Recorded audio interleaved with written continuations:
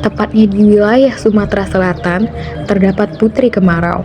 Nama asli putri tersebut adalah Putri Jelitani. Dia disebut Putri Kemarau karena lahir pada musim kemarau. Sayangnya, ibunya sudah meninggal dunia, sehingga dia menjadi putri sematawayang sang raja. Raja tersebut adalah raja yang bijaksana. Negeri yang dipimpinnya begitu tentram dan makmur. Namun, pada suatu ketika, negeri tersebut dilanda musim kemarau yang begitu panjang. Apakah kamu sudah mengamati negeri beberapa bulan ini? Ya, negeri ini tampak begitu menyedihkan.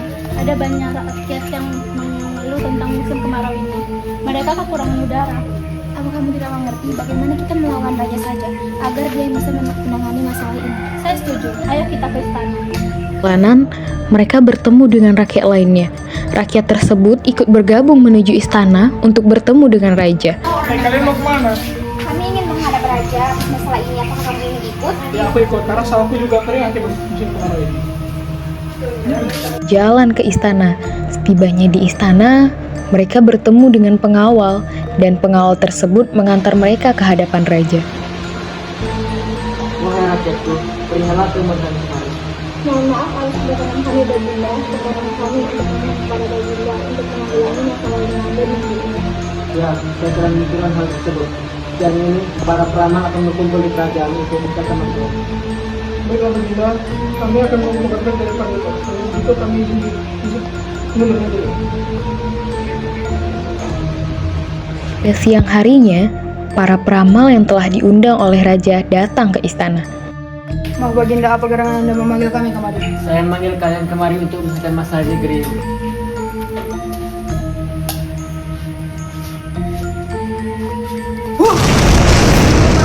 Kami tidak dapat menemukan solusi atas masalah.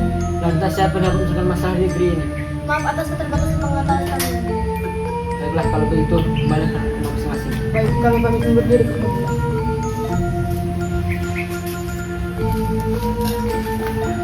Para peramal meninggalkan kerajaan. Sementara itu, raja dan pengawal berkumpul di ruang pertemuan. Maaf Baginda, namun saya mendengar kabar bahwa ada seorang peramal sakti. Ia tinggal jauh di desa yang terpencil dan sangat jauh dari kerajaan ini. Benarkah? Kalau begitu, cepat siapkan kereta. Kita akan pergi ke rumahnya. Baik Baginda. Raja segera bersiap-siap untuk menemui peramal yang dimaksud. Setelah itu, seluruh keluarga kerajaan berkumpul. Saya akan pergi menemui kamu desa terpencil. Sementara saya serahkan kerajaan padamu. Raja segera berangkat dan meninggalkan kerajaan. Setelah beberapa lama, raja pun tiba di kediaman peramal yang dituju. Setelah kebobolan pintu berapa kali, peramal itu membuka pintunya. Suatu kehormatan bagi Baginda, jauh-jauh datang kemari. Silakan masuk rumah saya yang sederhana. Apa yang membuat Baginda datang kemari? Wahai peramal, negeriku sedang mengalami kesulitan. Tolong beritahu aku cara mengatasinya. Baginda, petunjuk mengenai jalan kesulitan dari negeri Baginda akan muncul melalui mimpi putri Baginda. Baiklah kalau begitu, nanti akan aku beritahu putriku. Terima kasih wahai peramal. Baiklah Baginda.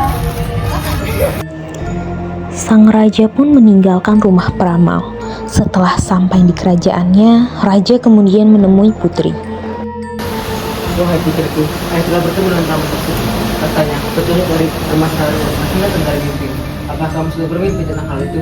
Tidak, belum ayah. Aku belum mendapatkan mimpi tersebut. Tetapi alangkah baiknya masalah kekeringan ini tidak kita serahkan saja kepada Tuhan. Benar juga apa kata wahai putriku. Kata telah membuat saya sadar mana yang wahai. Baiklah ayah.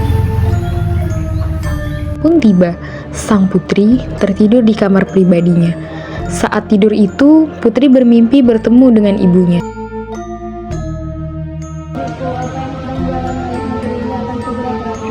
Apabila ada seorang gadis yang berani berkorban dan menceburkan dirinya ke laut. Terbangun dari tidurnya.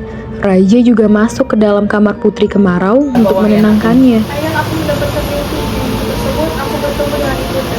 Ibunda mengatakan masalah kekeringan ini dapat selesai apabila ada seorang gadis yang rela berkorban dan menceburkan dirinya ke laut. Baiklah kalau begitu, mari kita bertanya tentang hal ini. Ayah akan mengarahkan sayembara untuk menemukan gadis yang rela berkorban untuk kerajaan.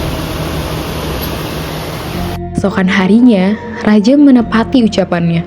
Raja mengumpulkan rakyatnya dan bertanya kepada siapa yang mau berkorban sesuai dengan mimpi yang dialami oleh putrinya. Wahai rakyatku, apakah ada dari kalian yang ingin mengajukan diri untuk melaksanakan amanah ini? Mohon maaf ayah, saya rela berkorban demi kemakmuran rakyat di negeri ini. Tidak putriku, kau adalah satu-satunya keluarga yang aku miliki, dan kau yang akan melanjutkan tahtaku di masa depan. Tidak apa ayah, saya rela menjadi korban demi rakyat. Baiklah, jika itu pilihanmu. Datang, dan raja, putri, serta rakyat sudah berada di tepi laut yang curam. Apakah kamu yakin dengan semua ini, wahai anakku? Iya ayah, tolong ikhlaskan kepergianku dan maafkan kesalahanku selama ini. Baiklah, wahai rakyatku, mari kita kembali ke rumah masing-masing. Setibanya di istana, raja duduk di singgasana. Setelah itu, ia mendengarkan suara gaib. Pergilah ke tepi laut dan temui putrimu. Rakyatku, mari kita kembali ke tepi laut. Ada suara yang mengatakan bahwa putriku ada di sana. Dan rakyat menuju ke tepi laut dan menemukan putri di sana. Terima kasih ya Tuhan, Kau telah menyelamatkan anakku. Rakyat, tolong bantu anakku. Bersukacita, dan rombongan itu pun kembali ke istana. Masalah sudah terpecahkan dan beberapa tahun kemudian, Putri Kemarau menjadi ratu menggantikan ayahnya. Ia memerintah dengan bijaksana sehingga rakyat bisa hidup dengan tentram dan makmur. Assalamualaikum warahmatullahi wabarakatuh. Dan itulah kisah Putri Kemarau, pengorbanan sang putri demi rakyatnya karena sudah bertahun-tahun mengalami musim kemarau hingga turun hujan. Terima kasih. Terima kasih. Dadah. Dan aku, ayah telah bertemu dengan peramal tersebut. Katanya, jalan keluar petunjuk. Tidak.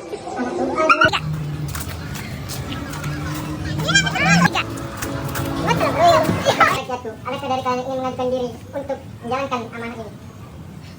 Pergilah ke tepi laut dan temukan. Kalian hendak kemana?